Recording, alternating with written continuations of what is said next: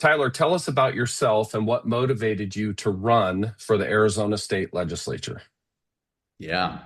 Yeah, I was born and raised in Gilbert. I guess technically born in Mesa, but raised in Gilbert. My family moved here when I was quite young. Gilbert had maybe 50,000 residents at the time. And so I've seen a lot of change in Gilbert from then until now.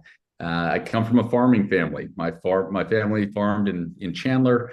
And then my dad and mom planted their roots here. I went to Gilbert High School. And then after graduation, went to ASU, started working in a business there in Tempe, working advertising, marketing.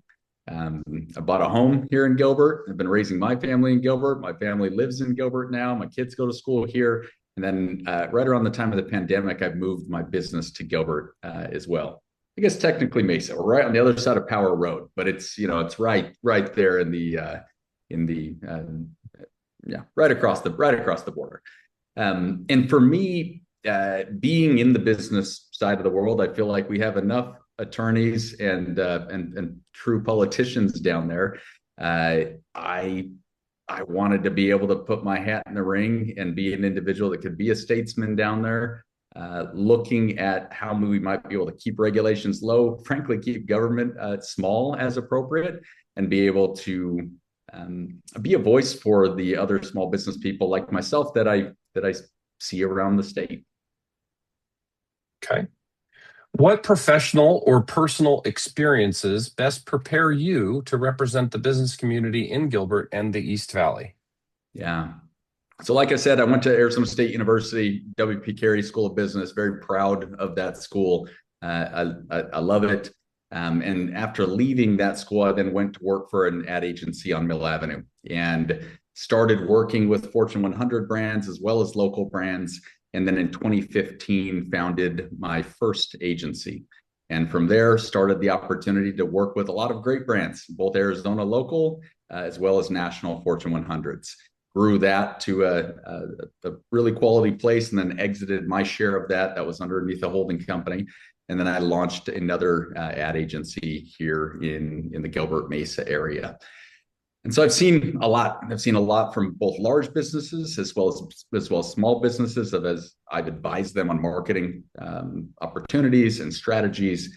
And I've also seen, frankly, certain burdensome regulation come in and make growth challenging. Seen some companies that have chosen to not come to Arizona because of that. And frankly, a lot of companies have chosen to come to Arizona because of the business environment that has been crafted by Governor Ducey and previous administrations that we've seen, and different things from the legislature. And so for me, I see that. I've seen the background that I've had in the world of business. I've also been able to volunteer in the political sphere, just from a volunteer standpoint over the years. And I've seen different things happen that have not always aligned with the free market business oriented individual that I am, and feel like there's an opportunity to go and serve at this point.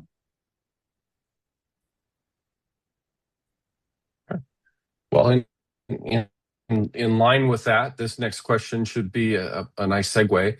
Arizona has built a reputation as a pro-business state. What policies do you believe are most important to maintain Arizona's economic competitiveness and ensure that businesses continue to invest and create jobs? And it cut a little bit, but I believe you were indicating what policies have been put in place that have allowed Arizona to be a pro-business state. Is that about the extent of it?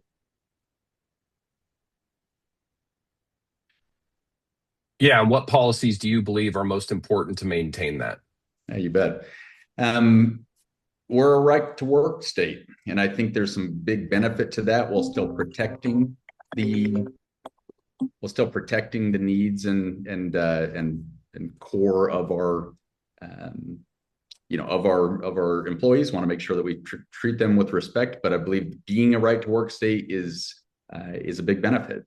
I also have seen that, in particular, leading edge style organizations have been welcomed to Arizona. That meant creating an environment that allowed for that to happen. In particular, advancements in autonomous vehicles, advancements in AI, data centers, these sorts of things that have allowed investment to come in here in a big way. We're seeing that with the TSMC plant. We've seen it with a lot of large companies that have come here, and I believe that they shouldn't all go to Texas or to Florida or some of these other states that have done a really solid job of opening themselves up to saying, hey, we are a place that allows for growth.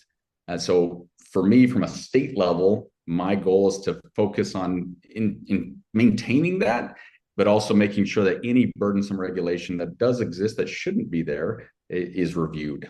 I also think it's important that we maintain our education system such that employers who come here know they have a really robust workforce, both skilled labor that's coming out of our university systems, but frankly, for me, even more importantly, are applied technical and technical programs. We have a really great program in EVIT. We've also seen investments more recently from the charter systems that have started to invest in technical programs as well. I think there's an opportunity for the legislature to look at frankly, tax credits that are available to businesses that hire from our locally produced technical talent.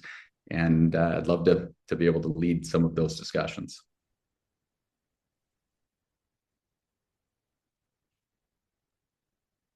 All right. Continuing on in the education realm, what role should the legislature play in strengthening workforce pipelines through K-12 education, community colleges, universities, and career training programs? Yeah, I have a lot of love for that. As you probably saw a little bit from the last answer, I did not, as I talked about, I went through a more traditional path. My son is turning 16 at the end of this week, and he has enrolled in a automotive program next year. He's a sophomore in high school. He's going in to his junior year, and he's thrilled to be able to study both at his current school, which is here in the ALA program, but he's also going to be studying half the day in an automotive program like EVIT. I think that's incredible. I think it's useful that we have invested and allowed investment in that program. In those programs, my first couple of years of school were at a community college, Chandler Gilbert. And so I love the cost-effective, close-to-home programs that we've invested in as a state that have allowed someone like me who was working throughout all of my college experience to be able to live close to home, work close to home, and study close to home, and still get a really quality education before at that point transitioning to a university program. We shouldn't cut those in any way. I actually believe there's an opportunity for even more investment at the K through 12 level, starting younger, for more technical education. I think there's an opportunity as well to allow, and at the legislature, I would love to be able to reward businesses that may allow for some of their employees to even be part-time faculty or part-time educators in our K through 12 systems. I think there's a benefit from a tax standpoint to those employers. I also think it's a benefit to the employee as they have an opportunity to give back and show some of the real world experience that exists. Likewise, we often hear about, and I believe it, a lot of our teachers have a lot on their plate. My father's a high school teacher. I see him grading papers. I see everything that's going on that's nuts. And I think there's an opportunity to give a little bit of a break to some of our high school and earlier teachers by bringing in additional individuals so that they can grade and lesson plan, but also some of these individuals out in the workforces that we're teaching or that we're educating for can also share some of the experiences and lessons that they've learned. What role should the state play in supporting transportation, water, and other key systems necessary for continued business growth? I believe that those kind of infrastructure pieces are part of the core proper role of government. We need to ensure that we have the right ecosystems, the right infrastructures in place. Water's a big deal, huge deal. Being a resident of Gilbert, it's the talk of every one of my neighbors right now because of the rate increases that we've seen. I know that's only one piece. We have a much larger situation ahead of us. I've spoken to a lot of folks at CAP and other places as well. I am familiar with the SRP ecosystem as well.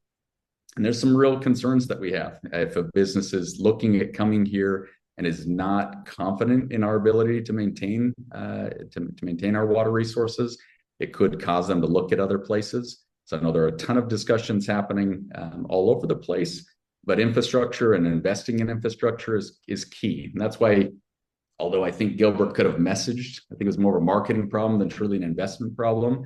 And maybe certain things could have gone into effect at different times instead of all at the same time.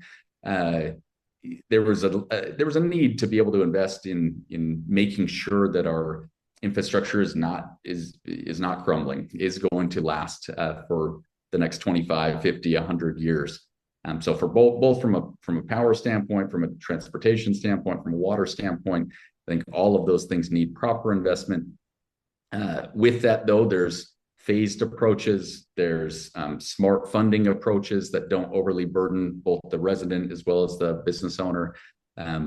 There's impact fees that are appropriate, not overly burdensome, but appropriate, that those costs can be covered. So there's a lot to unpack there, Robert, but that's where some of my thoughts are right now. Okay. With an opportunity of the lots you just mentioned, is there a specific transportation or infrastructure project that you feel is the most important for our community that you will be focusing on?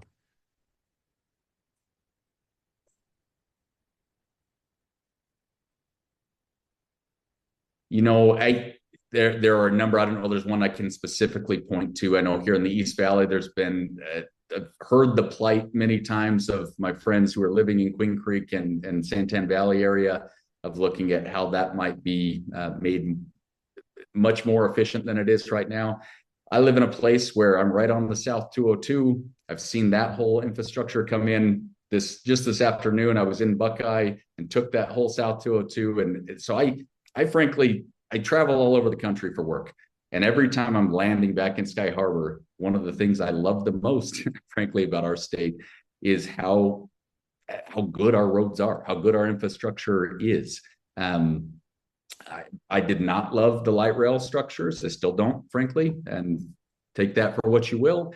I was in Tempe when they started the light rail element there, and it mucked a lot of things up. I do love alternative structures. I used to live in New York City, took the trains every day. It worked there. But I think Arizona, we've done a really fine job of planning. A lot of our systems look and feel great. I would love to see more along the 10, the I-10 corridor, and it's a structure there between Tucson and Phoenix. There's a lot of challenge there. So I would certainly support those additional infrastructure there. Okay. Well, thank you, Eric. All right, I got the next 5. So, great. And thank you, Robert. we're doing good. So, when it comes to housing availability and workforce housing, what policies, if any, should the state consider installing to improve housing supply while maintaining appropriate roles for local communities in planning and zoning? Discussions. There's been a lot going through the legislature, even this session, on that I'm sure you guys are pretty plugged in. And I'm a free market guy. I'm a property rights guy, and that can be a challenge sometimes. But I do believe in letting the market work. Things like housing and infrastructure in that way is a challenge, because it's not like I'm a product guy in marketing. I do a lot in the world of consumer packaged good. If a product's bad, it goes off the shelf pretty quickly. If a big housing community is really bad and not well developed, we're stuck with it for a good period of time. I don't love a lot of the things that went up in the Santan Valley area with certain building structures there. But at the same time, I do believe that the market works and can work. I believe that builders should be able to respond to the demand that exists. Now, I think at the state level, because there's a balance between the municipal control and what can exist or what can happen there, and things at the state level, I think we can focus on cutting excessive regulation that drive up cost to the end consumer. Because when costs and things are more challenging, it doesn't. Oftentimes the businesses don't take that hit; the consumer pays more. So I think there is a balance between allowing for local, a certain amount of local control to make sure that we maintain a look and feel and quality of our community, while not overly burdening the rights of the private property owners and the needs of the market. Well, you said something key, local control versus state authority, right? So how do you view the balance between state authority and local decision making when it comes to economic development, housing, and business regulation? Eric, I've seen bad on both sides, frankly, right? There are sometimes things, especially here in the town of Gilbert. I love the town of Gilbert, but where there have been way too stringent of things, or denials for seemingly silly elements when it fit the zoning appropriately. I get it. There are times where people don't want anything built in their backyard, right? And I've seen some of that. I live in the Morrison Ranch area, so I've seen some of that for front and center. However, there also is zoning for a reason. We have a need. We are growing. We're nearly at build out in Gilbert, and we need targets. Frankly, there are needs for gyms. There are needs for these sorts of things, and so there is that balance that as long as it's hitting what was zoned appropriately, we're not bringing things up at the 11th hour. We're not doing things that are outside of the realm of what a developer could have expected. Um, by and large, I'm always going to defer to the rights of the private property owner. And I have seen and have been frustrated with, and I've had friends who run businesses who've been frustrated with the slow pace of approvals and growth. And so there's a balance. I don't think it's a carte blanche like some of the things that we've seen going through the legislature, but I also don't. I also think there is a place that should, from the state level, say, hey, as a local municipality, you're not just running these small fiefdoms. There is a need to allow for businesses to grow. Well, can you share a specific issue that you would hope to champion when it comes to the balance between local and state?